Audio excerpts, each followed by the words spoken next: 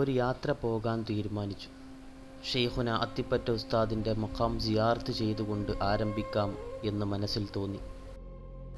അള്ളാഹുവിനെ ഇഷ്ടപ്പെട്ട മുത്തു മുസ്തഫ സല്ലല്ലാഹു അലൈഹി വസല്ലം തങ്ങളുടെ ജീവസരണിയെ ജീവിതത്തിൽ പകർത്തിയ ഷെയ്ഖുന അത്തിപ്പറ്റ ഉസ്താദ്, ആരെയും വേദനിപ്പിക്കാത്ത ഉപദേശങ്ങളും എല്ലാവരെയും സ്നേഹത്തോടുകൂടി ചേർത്തിരുത്തുന്ന വട്ടത്തളികയുമെല്ലാം അവിടുത്തെ ജീവിത ശീലങ്ങളായിരുന്നു. ഷാസുലി സരണിയിലൂടെ നൂറുകണക്കിന് ആളുകൾക്ക് ആത്മീയ വെളിച്ചം പകർന്നു കൊടുക്കാൻ ഷെയ്ഖുന അത്തിപ്പറ്റ ഉസ്താദിന് സാധിച്ചിട്ടുണ്ട്. ഇന്നും അദ്ദേഹത്തിൻ്റെ മദദ് ലഭിക്കുന്ന നൂറുകണക്കിന് ആഷിഖീങ്ങളായിട്ടുള്ള ആളുകളുണ്ട്. മുത്തു മുസ്തഫ സല്ലല്ലാഹു അലൈഹി വസല്ലം തങ്ങളെ ഇത്രത്തോളം സ്നേഹിച്ച ഒരു മനുഷ്യൻ ഈ ആധുനിക കാലഘട്ടത്തിൽ കടന്നു പോയിട്ടുണ്ടോ എന്ന് നമുക്ക് സംശയിക്കേണ്ടി വരും അവിടുത്തെ ജീവിതം കാണുമ്പോൾ. അള്ളാഹു അവരുടെ മദദ് നമുക്ക് നൽകി അനുഗ്രഹിക്കട്ടെ. എല്ലാ പെരുന്നാളുകൾക്കും ഒരു യാത്ര പതിവുണ്ട്. ഇന്ന് ആ യാത്ര തുടങ്ങിയത് തന്നെ ഷെയ്ഖുനയുടെ ഹദറത്തിൽ വെച്ചുകൊണ്ടാണ്. എവിടേക്ക് പോകണം എന്നുള്ളതിന് ഒരു പ്രത്യേകമായിട്ടുള്ള ഒരു ഉത്തരമൊന്നും ആദ്യമില്ലായിരുന്നു. പിന്നീടാണ് ഖാളിയ റോഡ് എന്ന് പറയുന്ന ഒരു മഖാമിലേക്ക് പോകാം, അവിടുത്തെ ചരിത്രങ്ങളൊക്കെ ഒന്ന് കണ്ടന്വേഷിക്കാം, അവിടുത്തെ മഹാനെ ഒന്ന് ഈ യാത്രയിലൂടെ പഠിച്ചറിയാം എന്നുള്ള ഒരു നല്ല ചിന്ത മനസ്സിലുദിച്ചത്. അങ്ങനെ യാത്ര പോവുകയാണ്. പല ആളുകളിലൂടെയും കേട്ട പേരാണ് ഖാളിയ റോഡ് മഖാം എന്ന് പറയുന്നത്. പക്ഷേ കൂടുതലായിട്ടൊന്നും മഖാമിനെ സംബന്ധിച്ച് അറിയില്ലായിരുന്നു. അതുകൊണ്ട് തന്നെ ഈ ഒരു യാത്ര എനിക്ക് വളരെയധികം ഉപകാരപ്പെടുമെന്ന് ഉറപ്പായിരുന്നു. ആ യാത്രയിൽ നിന്നും കിട്ടിയ ഒരുപാട് അറിവുകൾ, അവിടുത്തെ ചരിത്രങ്ങൾ, അതൊക്കെ ഈ ഒരു വീഡിയോയിലൂടെ പങ്കുവെക്കാൻ സാധിക്കുമെന്ന് വിചാരിക്കുകയാണ്. തൃശ്ശൂർ ജില്ലയിൽ ചേലക്കരയ്ക്ക് സമീപമുള്ള ഒരു പ്രദേശമാണ് ഖാളിയ റോഡ്. അവിടെ അന്ത്യവിശ്രമം കൊള്ളുന്നത് ഷെയ്ഖ് സയ്യിദ് ഖാളി അബ്ദുറഹ്മാൻ വലിയുല്ലാഹി ഖദ്ദസുല്ലാഹു സറുൽ അസീസ് തങ്ങളാണ്. അവിടുത്തെ ചരിത്രമാണ് ഇന്ന് പങ്കുവെക്കുന്നത്. 300-ലധികം വർഷങ്ങൾക്ക് മുമ്പ് ബാഗ്ദാദിൽ നിന്നും കേരളത്തിലേക്ക് വന്ന വലിയായിരുന്നു ബഹുമാനപ്പെട്ട അബ്ദുറഹ്മാൻ വലിയുല്ലാഹി തങ്ങൾ. അഫ്ഗാനിസ്ഥാൻ, പാകിസ്ഥാൻ വഴി ഇന്ത്യയിലേക്കെത്തിയ അദ്ദേഹം ഹാജിമല, കാഞ്ഞിരമറ്റം, പൊന്നാനി എന്നിങ്ങനെ പല പുണ്യ ആത്മാക്കളുടെയും മഖ്ബറകൾ സന്ദർശിച്ച് ആരാധനയ്ക്ക് അർഹൻ അള്ളാഹു മാത്രമാണെന്നും മുത്തു മുസ്തഫ സല്ലല്ലാഹു അലൈഹി വസല്ലം തങ്ങൾ അന്ത്യപ്രവാചകനാണെന്നുമുള്ള സന്ദേശം ഭൂമിയിലൊക്കെ പ്രചരിപ്പിച്ചുകൊണ്ടും ഖുർആൻ പാരായണം നിർവഹിച്ചുകൊണ്ടുമൊക്കെ മഹാനവറുകൾ സഞ്ചരിക്കാൻ തുടങ്ങി. അങ്ങനെ യാത്ര ചെയ്ത് അവസാനം വടക്കാഞ്ചേരിക്കടുത്ത ഓട്ടുപാറയിൽ എത്തിച്ചേർന്ന മഹാനുഭാവൻ തൻ്റെ ഏകാന്ത പ്രാർത്ഥനയ്ക്കായി തിരഞ്ഞെടുത്തത് ഖാളിയ റോഡിൻ്റെ തെക്ക് ഭാഗത്ത് സ്ഥിതി ചെയ്യുന്ന വലിയ കാടായ, വലിയ ഘോരവനമായ തേന്മലയിലെ തേൻവാതിൽ എന്ന സ്ഥലമായിരുന്നു. അവിടെയാണ് മഹാനുഭാവൻ റബ്ബിൽ ഏകാന്തമായി ഇരിക്കുകയും റബ്ബിലേക്ക് അടുക്കാൻ വേണ്ടിയിട്ട് സമയം കണ്ടെത്തിയതുമൊക്കെ. എല്ലാ ഔലിയാക്കളുടെയും ചരിത്രത്തിൽ ഇപ്രകാരം ധ്യാനമിരിക്കുന്ന ഇടങ്ങളൊക്കെ ഉണ്ടായിരുന്നു. സർവ്വജീവികളിൽ നിന്നും സർവ്വ സൃഷ്ടികളിൽ നിന്നും മാറി നിന്നുകൊണ്ട് അള്ളാഹുവിലേക്ക് മനസ്സിനെ ഏകീകൃതമാക്കാൻ വേണ്ടിയിട്ടുള്ള ഒരു വലിയ വിദ്യയാണ് ഏകാന്ത ജീവിതം നയിക്കുക എന്നുള്ളത്. മുത്തു മുസ്തഫ സല്ലല്ലാഹു അലൈഹി വസല്ലം ഹിറാ ഗുഹയിൽ വെച്ചിട്ട് നബി തങ്ങൾക്ക് വിളിയാളം വരുന്ന സമയത്ത് റസൂൽ സല്ലല്ലാഹു അലൈഹി വസല്ലം തങ്ങൾ ഏകാന്തവാസത്തിലായിരുന്നു. നബി തങ്ങൾ മനസ്സൊക്കെ ഒന്ന് തണുക്കുവാനും ഏകാന്തമായി ഇരുന്നു കൊണ്ട് റബ്ബിലേക്ക് അടുക്കുവാനൊക്കെ തന്നെയായിരുന്നു ഇത്തരത്തിലുള്ള ഏകാന്തവാസം റസൂലുള്ള തിരഞ്ഞെടുത്തത്. അതേ വഴി പല ഔലിയാക്കളും പല മഹാനുഭാവന്മാരും കണ്ടെടുത്തിട്ടുണ്ട്. അതുമൂലം അവർക്ക് ഉന്നതികളിലേക്ക് എത്തിപ്പെടാനും റബ്ബിൻ്റെ തൃപ്തിയുടെ സോപാനങ്ങളിലേക്ക് ചെന്നെത്താനും സാധിച്ചിട്ടുണ്ട്. അങ്ങനെ സുന്ദരമായ വന്യമധ്യത്തിൽ സ്ഥിതി ചെയ്യുന്ന ഖാളിയ റോഡിൻ്റെ തൊട്ടുപ്രദേശമായിട്ടുള്ള ഈ ഒരു വനത്തിൽ ബഹുമാനപ്പെട്ടവർ ഒറ്റയ്ക്കിരിക്കുവാനും റബ്ബിൻ്റെ പ്രീതിക്ക് വേണ്ടിയിട്ട് പ്രാർത്ഥിക്കുവാനും ഇബാദത്തിൽ മുഴുകുവാനും തുടങ്ങി. ജനങ്ങളുടെ വരവ് അവിടേക്ക് കുറവായതുകൊണ്ട് തന്നെ ആ കാലഘട്ടത്തിൽ അവിടെ ജീവിച്ചിരുന്ന കാട്ടുജാതിക്കാരായ ആദിവാസികളാണ് അദ്ദേഹത്തെ ആദ്യമായിട്ട് കണ്ടതൊക്കെ. തൻ്റെ പ്രേമഭാജനമായ അള്ളാഹുങ്കലിലേക്ക് താൻ മടങ്ങിപ്പോവുകയാണ്, തൻ്റെ മടക്കം, തൻ്റെ മരണം ആസന്നമായിട്ടുണ്ട് എന്ന് ആ മഹാനുഭാവന് തോന്നിയ സമയത്ത് സമീപത്തു കണ്ട ഒരു ആദിവാസിയെ വിളിച്ച് കുറച്ച് വെള്ളം കൊണ്ടുവരാൻ ആവശ്യപ്പെട്ടു. ഈ സ്ഥലം കോതയേറ്റ കുളമ്പ് എന്ന പേരിലാണ് അറിയപ്പെടുന്നത്. ഈ പരിസരത്ത് വെള്ളം കിട്ടണമെങ്കിൽ കുറച്ച് ദൂരം പോകണം. ഈ പരിസരങ്ങളിൽ വെള്ളം കുറവാണ് എന്നുള്ള വിവരം ആദിവാസി അദ്ദേഹത്തെ അറിയിച്ചപ്പോൾ എങ്ങനെയെങ്കിലും വെള്ളം കൊണ്ടുവരണമെന്ന് അദ്ദേഹം ആ ആദിവാസിയോട് അപേക്ഷിച്ചു. താനിവിടെ കൃഷിക്ക് കാവലിരിക്കുകയാണ് എന്നും ഇവിടുന്ന് മാറിയാൽ വന്യമൃഗങ്ങളായ പന്നികൾ പോലത്തെ കുരങ്ങ് വർഗ്ഗങ്ങൾ പോലത്തതൊക്കെ ഇവിടേക്ക് കൃഷിയിടത്തിലേക്ക് ഇറങ്ങിക്കൊണ്ട് അതൊക്കെ നശിപ്പിക്കും എന്ന് തൻ്റെ ആവലാതി ആ മഹാനുഭാവനോട് ആദിവാസി അതിദയനീയമായി സൂചിപ്പിച്ചു. മാത്രമല്ല തൻ്റെ വീട്ടിൽ ഭാര്യയും കുട്ടികളൊക്കെ അസുഖബാധിതരായി കിടപ്പിലാണ് എന്ന വിവരം കൂടി മഹാനുഭാവനോട് ആ ആദിവാസി പറഞ്ഞു. നിന്റെ കൃഷി ഒരു വന്യമൃഗവും നശിപ്പിക്കാൻ വേണ്ടി ഇറങ്ങുകയില്ല. മാത്രമല്ല ഞാൻ പറഞ്ഞതുപോലെ നീ പ്രവർത്തിച്ചാൽ നിന്റെ കുടുംബത്തിലുള്ളവരുടെ രോഗമൊക്കെ സുഖപ്പെടുകയും ചെയ്യും എന്ന് അദ്ദേഹം പറഞ്ഞു. ഇപ്പോൾ കടന്നു ചെല്ലുന്ന പ്രദേശമാണ് കാളിയാ റോഡ്. ആ കാളിയാ റോഡിലെ മഹാനുഭാവൻ്റെ ഹദറത്തിലേക്കാണ് നമ്മളിപ്പോൾ ഈ പ്രവേശിക്കാനിരിക്കുന്നത്. പ്രദേശത്തെ കാണുകയും കൂടെ ചരിത്രം പഠിക്കുകയും ചെയ്യുക എന്നുള്ളത് വളരെ ഗുണപ്രദമാണെന്നുള്ളത് കൊണ്ടാണ് ഇതിൻ്റെ കൂട്ടത്തിൽ തന്നെ ചരിത്രവും പരാമർശിക്കുന്നത്. അങ്ങനെ ആ മഹാത്മാവ് പറഞ്ഞ വാക്കുകളെയൊക്കെ കേൾക്കാതിരിക്കാൻ ആ ആദിവാസിക്ക് തോന്നിയില്ല. അങ്ങനെ മഹാൻ പറഞ്ഞതുപോലെ തന്നെ വെള്ളം കൊണ്ടുവരാൻ വേണ്ടി പുറപ്പെട്ടു. അങ്ങനെ വെള്ളവുമായിട്ട് തിരിച്ചു വന്ന സമയത്ത് മഹാനുഭാവനെ ഇഹലോകവാസം വെടിഞ്ഞതായിട്ട് വഫാത്തായതായിട്ടാണ് കാണപ്പെട്ടത്. അങ്ങനെ ഈ വിവരം അദ്ദേഹം സമീപത്തുള്ള നാട്ടുകാരെ എല്ലാവരെയും അറിയിച്ചു. വിവരമറിഞ്ഞ ആളുകളൊക്കെ അവിടേക്കെത്തി. അങ്ങനെ ആ പുണ്യ മഹാത്മാവിൻ്റെ മുഖം കണ്ടപ്പോൾ തന്നെ അദ്ദേഹം ഒരു നല്ല മനുഷ്യനാണ്, സൂഫി വര്യനാണ് എന്ന് അവിടെ കൂടിയിരുന്നവർ മനസ്സിലാക്കി. അങ്ങനെ അദ്ദേഹത്തിൻ്റെ ജനാസ അവരുടെ നാട്ടിലേക്ക് കൊണ്ടുപോകാൻ തീരുമാനിച്ചു. എന്നാൽ അവിടെ അദ്ദേഹത്തിൻ്റെ ഭൗതിക ശരീരം, അദ്ദേഹത്തിൻ്റെ ജനാസ അവർക്ക് ആർക്കും ഉയർത്താൻ കഴിഞ്ഞില്ല. അവർക്ക് എത്ര ശ്രമിച്ചിട്ടും ഫലം കണ്ടെത്താൻ കഴിഞ്ഞില്ല. അങ്ങനെ അവസാനം അവർ ആ ഭൗതിക ശരീരം എവിടെയാണോ കിടന്നത് അവിടെ തന്നെ മറമാടാമെന്ന് തീരുമാനത്തിലെത്തി. അങ്ങനെ ആ ജനാസ കിടക്കുന്ന സ്ഥലത്ത് തന്നെ മറമാടാം എന്നുള്ള തീരുമാനമെടുത്ത സമയത്ത് യാതൊരു ബുദ്ധിമുട്ടും കൂടാതെ, ഒരു പ്രയാസവും കൂടാതെ ആ ജനാസയെ അവർക്ക് ഉയർത്താൻ കഴിഞ്ഞു. അങ്ങനെ അവർ എല്ലാവിധ ബഹുമതിയോടുകൂടെയും മഹാനുഭാവൻ്റെ ജനാസയെ അവർ കഫൻ ചെയ്തു മറവ് ചെയ്തു. പരിപാലന കർമ്മങ്ങളൊക്കെ കഴിഞ്ഞ് ആ വെള്ളം കൊണ്ടുവരാൻ വേണ്ടിയിട്ട് മഹാനുഭാവൻ ആവശ്യപ്പെട്ട ആ ആദിവാസിയായ മനുഷ്യൻ തൻ്റെ വീട്ടിലേക്ക് എത്തി നോക്കുന്ന സമയത്ത് തൻ്റെ വീട്ടുകാരുടെയും മക്കളുടെയൊക്കെ രോഗം ഭേദമായ രൂപത്തിൽ കാണുകയും അയാൾ വളരെയധികം സന്തോഷവാനാവുകയും ചെയ്തു. തൻ്റെ കൃഷിയിടത്തിനും യാതൊരു ഉപദ്രവവും ഏറ്റിട്ടില്ല. ഇത് വലിയ അത്ഭുതമായിട്ട് കഥകളിലും ചരിത്രങ്ങളിലൊക്കെ കാണപ്പെടുന്നുണ്ട്. ഇതോടുകൂടിയിട്ട് നാട്ടുകാരും പരിസരവാസികളുമൊക്കെ അദ്ദേഹത്തിൻ്റെ മഹാത്മ്യം മനസ്സിലാക്കി തുടങ്ങി. എന്നാൽ ഈ പുണ്യ മഖബറയിൽ ആദ്യമായിട്ട് സിയാറത്തിനെത്തിയത് ടിപ്പു സുൽത്താനും 5000 വരുന്ന സൈന്യവുമായിരുന്നു എന്ന് രേഖപ്പെടുത്തിയതായിട്ട് കാണുന്നു. പിന്നീട് ശരിയായ പരിപാലനമോ നോക്കി നടത്തലുകളോ ഇല്ലാത്തതിനാൽ ആളുകളൊന്നും കാണാത്ത രൂപത്തിൽ ആ ഖബറിൻ്റെ അവസ്ഥ ആയിത്തീർന്നു. അങ്ങനെ വർഷങ്ങൾ കഴിഞ്ഞ് അങ്ങനെ മഖാമിൻ്റെ പരിസരം ഉൾക്കൊള്ളുന്ന ആ കാടിൽ നിന്നും തടി മുറിച്ചു മാറ്റുന്നതിനിടെ ഒരു സംഘം ആളുകൾ അവിടേക്കെത്തി. അങ്ങനെ ആ സംഘം ആളുകൾ മരങ്ങളൊക്കെ മുറിച്ച് ആ മരങ്ങളെ ആനയെക്കൊണ്ട് ആ മരങ്ങളിലുള്ള തടിയെ വലിപ്പിക്കാൻ ആരംഭിച്ചു. ആന തടി വലിച്ചു കൊണ്ടുവരേണ്ടത് ആ ഖബറിൻ്റെ മുകൾ വശത്തിലൂടെയായിരുന്നു. അങ്ങനെ ഖബറിൻ്റെ പരിസരമെത്തിയപ്പോൾ ആന തൻ്റെ മുട്ടുമടക്കി കൊമ്പുകുത്തി ചിഹ്നം വിളിച്ച് നിലത്തേക്ക് വീണു. എത്ര ശ്രമിച്ചിട്ടും അവിടുന്ന് ആനയെ ഉയർത്താൻ കഴിഞ്ഞില്ല. എല്ലാ ശ്രമങ്ങളും പരാജയപ്പെട്ടപ്പോൾ പാപ്പാമാരും കൂടെ തൊഴിൽ ചെയ്ത തൊഴിലാളികളുമൊക്കെ ആനയുടെ ഉടമസ്ഥനെ വിളിച്ചു വരുത്തി. ഉടമസ്ഥനും മറ്റു തൊഴിലാളികളും വീണ്ടും ആനയെ ഉയർത്താൻ ശ്രമിച്ചു. പക്ഷേ അതൊക്കെ വിഫലമായിരുന്നു. ആളുകളൊക്കെ അത്ഭുതപ്പെട്ടു.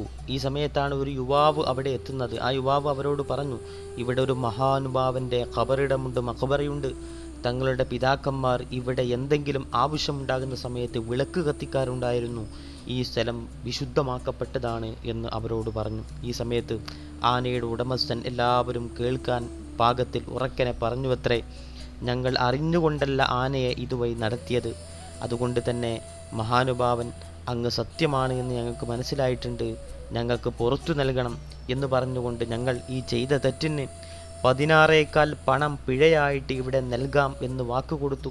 അങ്ങനെ അവർ ആ ശപഥമെടുത്തുകൊണ്ട് ഞങ്ങൾക്കും ആനകൾക്കും ഒരാപത്തും വരുത്തരുത് എന്ന് മഹാനുഭാവനോട് പറയുകയും ആ പറഞ്ഞ 16 പണം മഖ്ബറക്ക് സമീപം വെക്കുകയും ചെയ്തു. അങ്ങനെ ഇവർ നേർച്ച ചെയ്ത ആ ഒരു പണം അവിടെ വെച്ചതോടുകൂടിയിട്ട് അത്ഭുതമെന്ന് പറയാം, ആ ആന ഉടനെ എഴുന്നേറ്റുകൊണ്ട് യാതൊരു ബുദ്ധിമുട്ടും കൂടാതെ തടികളെല്ലാം യഥാസ്ഥാനത്തേക്ക് വലിച്ചു കൊണ്ട് ചെന്നു എന്നാണ് പറയുന്നത്. അങ്ങനെ ഇവർക്ക് അത്ഭുതമായി. ആ അത്ഭുതത്തിൻ്റെ സൂചകമായിട്ട് അവരെല്ലാവരും കൂടി അന്നദാനം നടത്തി ആ മഖ്ബറയിൽ നേർച്ച ആരംഭിച്ചു. അന്നു മുതലാണ് കുംഭമാസത്തിൽ വരുന്ന അറബി മാസം 14 അവിടെ ആനകളുടെ അകമ്പടിയോട് കൂടിയിട്ട് വിപുലമായ പരിപാടികളോടെ നേർച്ച നടത്തി വരാൻ തുടങ്ങിയത് എന്നാണ്. ഇന്നും അവിടെ ആനക്കാരായി വരുന്ന ആളുകളൊക്കെ 666 രൂപ, ഇന്നത്തെ കണക്കനുസരിച്ച് 666 രൂപ നേർച്ചയാക്കി കണക്കാക്കി അവർ അവിടെ സമർപ്പിക്കുന്നുണ്ട് എന്നൊക്കെ മനസ്സിലാക്കാൻ സാധിക്കുന്നു. അവിടുത്തെ മഖാമുകളിലേക്ക് ആഗ്രഹ സഫലീകരണത്തിന് വേണ്ടി ചെല്ലുന്നവർക്കൊക്കെ പരിഹാരമുണ്ട് എന്ന് അവിടുത്തെ കറാമത്തുകൾ രേഖപ്പെടുത്തുന്ന ഗ്രന്ഥങ്ങളിലേക്ക് കാണുന്നുണ്ട്. സന്താന സൗഭാഗ്യത്തിനും എല്ലാവിധ പ്രയാസങ്ങളിൽ നിന്നും മോചനം ലഭിക്കാനുമൊക്കെ അവിടേക്ക് നൂറുകണക്കിന് ആളുകളാണ് ചെന്നെത്തുന്നത്. അങ്ങനെ കാദിയ റോഡിൽ നിന്നും ഞങ്ങൾ പുത്തമ്പള്ളിയിലേക്ക് പോവുകയാണ്. പുത്തമ്പള്ളിയുടെ ചരിത്രങ്ങളൊക്കെ നമുക്ക് പാട്ടുകളിലൂടെയും മറ്റുമൊക്കെ കേട്ട പരിചയമുണ്ടാവാം. ഷെയ്ഖ് കുഞ്ഞഹമ്മദ് മുസ്ലിയാർ എന്ന പേരിലാണ് അദ്ദേഹം അറിയപ്പെട്ടത്. കൊടിയത്തൂരിലെ കർഷക കുടുംബത്തിലാണ് അദ്ദേഹം ജനിച്ചത്. ചെറുപ്പത്തിൽ തന്നെ മതപഠനത്തിന് വളരെ താല്പര്യം കാണിക്കുകയും ആത്മീയമായിട്ടുള്ള ഒരു സരണിയെ ഇഷ്ടപ്പെടുകയും അതിൽ ജീവിക്കാൻ താല്പര്യപ്പെടുകയും ചെയ്തിരുന്നു. പാനൂര് ദറസിൽ വളരെ കാലം പഠിക്കുകയും പിന്നീട് സൂഫി തസവുഫിൻ്റെ മേഖലയിൽ അദ്ദേഹം ജീവിക്കാൻ ശ്രമിക്കുകയും ചെയ്തു. കുറഞ്ഞ കാലം പൊന്നാനി ദറസിൽ ചെലവഴിച്ച ഷെയ്ഖ് ഗുരുവിൻ്റെ നിർദ്ദേശപ്രകാരം പെരുമ്പടപ്പ് പുത്തൻ പള്ളിയിലേക്ക് എത്തുകയുണ്ടായി. പിന്നീടാണ് പുത്തംപള്ളി ഷെയ്ഖ് എന്ന പേരിൽ അദ്ദേഹം അറിയപ്പെട്ടത്. നാനാജാതി മതസ്ഥരുടെ പ്രശ്നങ്ങൾക്കും ഷെയ്ഖ് അവർ പരിഹാരം നിർദ്ദേശിക്കുമായിരുന്നു.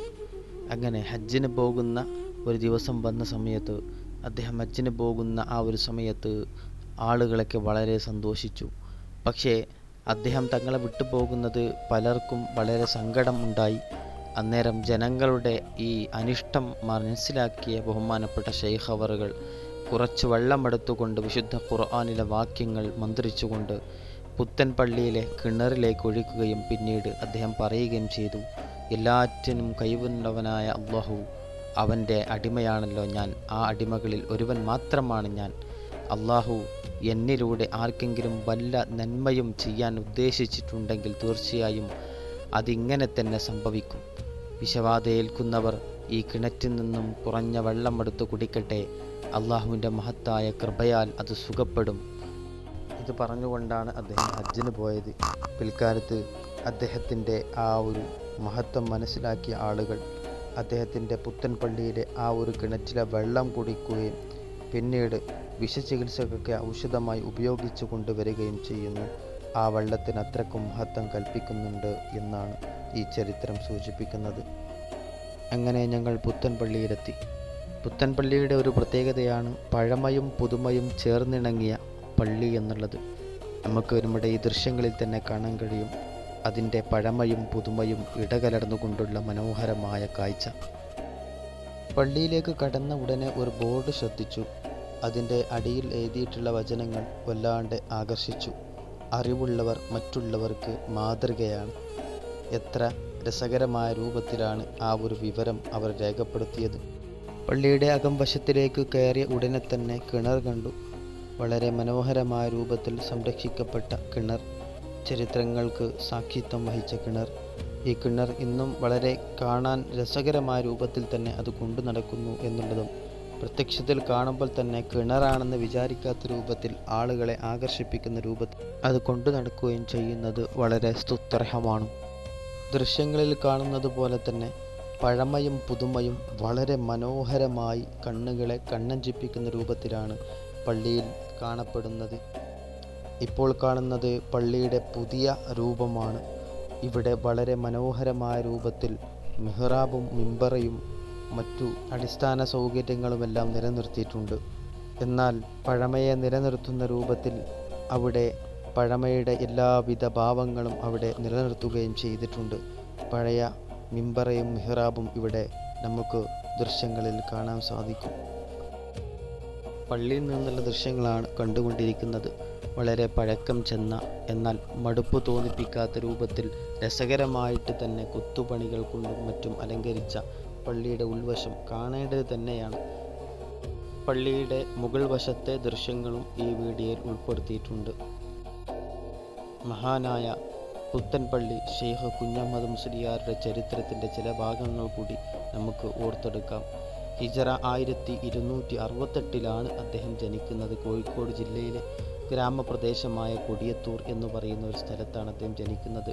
ജനിച്ച ഉടനെ തന്നെ കുറഞ്ഞ കാലയളവിൽ തന്നെ ആ ലാളന തീർന്ന് അത് ആസ്വദിക്കുന്നതിന് മുമ്പ് തന്നെ മാതാപിതാക്കൾ അദ്ദേഹത്തെ വിട്ടുപോയി.